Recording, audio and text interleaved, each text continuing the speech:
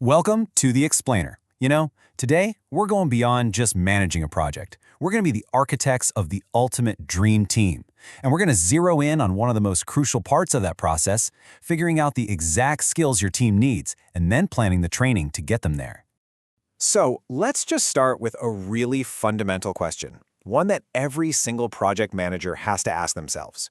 You've got a team, sure, but do you have the right team? Is everyone on it really equipped with the skills they need to not just show up, but to truly knock it out of the park and drive your project to success?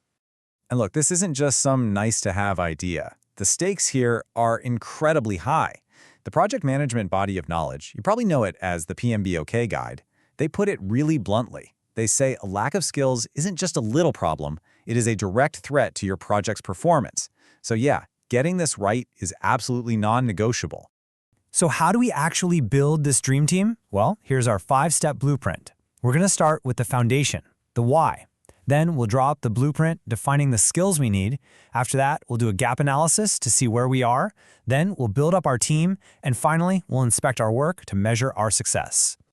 Okay, first things first. We've got to lay the groundwork. To build a strong team, we've all got to be speaking the same language. So let's get super clear on a few of the core terms that every project manager uses. Let's start with role. A role is pretty straightforward. It's basically a person's job title or their main function on the project. Are they the civil engineer, the business analyst, the testing coordinator? This tells us what they are. Okay, next up is responsibility. Now, this gets a little more specific. This covers the actual duties, the specific work that's assigned to that role. So if your role is business analyst, your responsibilities might be things like gathering requirements or creating process flows. This tells us what they do. And that brings us to the most important one for today, competence. This is the actual skill, the real capacity someone has to get their work done well. It's not just about having the title, it's about having the chops to deliver. This is all about how well they can do it, and that's our whole focus here. All right, now that we're all on the same page with the vocabulary, let's move on to the fun part, the blueprint.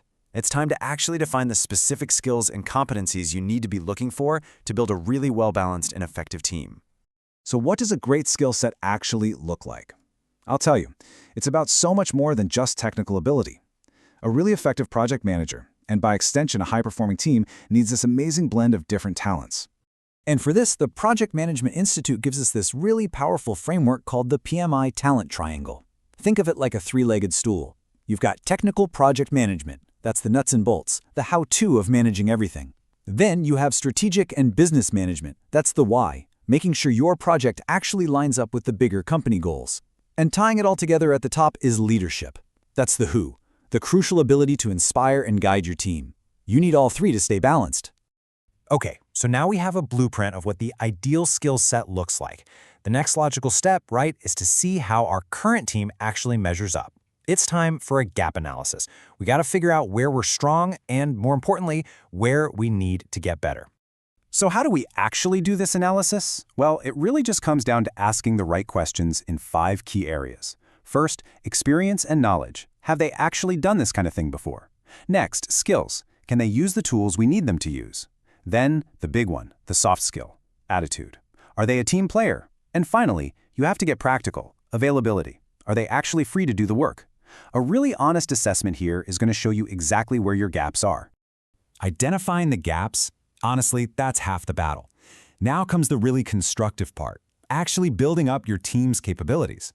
This is the build, where we roll up our sleeves and close those gaps with some really targeted development and training. Now, to do this right, you can't just wing it. You need a process. The Project Management Professional Outline gives us this fantastic, clear 4-step approach. First, you determine the needs. That's what your gap analysis was for. Then, you find the right training options. And remember, it's definitely not one size fits all. Next, you got to allocate the resources. That means getting the budget and carving out the time. And finally, and this is the one people often forget, you have to measure the outcomes. Did it actually work? And when you're looking at training options, think of it like you have a whole toolbox, not just one hammer. You've got your formal methods, like classroom or online courses, which are great for standardized skills. But seriously, do not underestimate the power of informal training. Things like on-the-job learning, mentoring, one-on-one coaching, these are often way more effective for applying skills to a real project and for helping one person improve. The real secret is just matching the method to the need. All right, we're on the home stretch. We've laid the foundation, we've drawn the blueprint, we've found the gaps, and we've built up our team. So the final step in our whole process is the inspection. We need to answer the question, did our investment in training actually pay off? So here's the bottom line. Success isn't just about a certificate that says you completed a course. No way. True success is seeing real, tangible improvements right where it counts. Is your team more competent? Are they working together better, collaborating more effectively? And the big one, are you seeing a direct, positive impact on your project's performance? That is the ultimate measure of your training program. And this brings us to one last thought to leave you with. Finishing a project on time and on budget, that's a huge win, no doubt about it. But the very best project managers, they leave behind more than just a finished product. They leave behind a stronger, more capable, and more competent team that's ready to crush the next challenge. So the real question is, are you just completing projects, or are you building a legacy of growth?